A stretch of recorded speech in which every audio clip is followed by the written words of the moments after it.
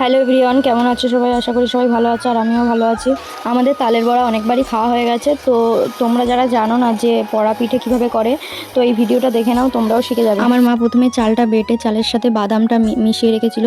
তারপরে আমি একটু লবণ আর নারকেলের কড়া যেটা ছিল সেটাও দিয়ে দিলাম, অল্প করে চিনিটাও দিয়ে দিলাম। তারপরে তালের যে লোদটা ছিল সেটাও দিয়ে দিলাম। এরপর পরিমাণ মতো ময়দা দিয়ে সমস্ত কিছু একসাথে ভালো করে মিশিয়ে নেব।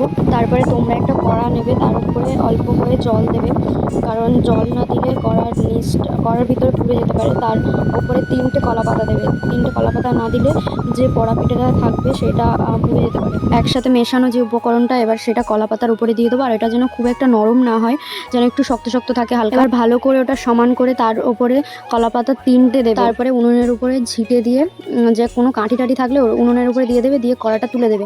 তার উপরে গরম ছাই নিয়ে যে কলা পাতাটা থাকবে, এই কলা পাতার পুরো উপরটাই দিয়ে দেবে, আর কটা ঘুঁটে দিয়ে দেবে, তার উপরে কুঁড়ো দিয়ে দেবেন। তারপরে উনুনটা জাল দেওয়া শুরু করবে। উনুনটা বেশিক্ষণ জাল দেবে না, 5 থেকে 6 মিনিট জাল দেবে। আর দেখবে যেন কড়াই যে জলটা দিয়েছিল যেন শুকিয়ে যায়, ততক্ষণ অবধি জাল দিতে হবে। 5 মিনিট জাল দেওয়ার পর ওইভাবে কড়াইটা রেখে দিতে হবে। রাত্রে 8টা-9টার দিকে উনুনে বসাবেন আর সকালবেলা গিয়ে খুলবেন। এবার সকালবেলা খুলে পিস পিস করে সবাইকে দিয়ে দেবেন।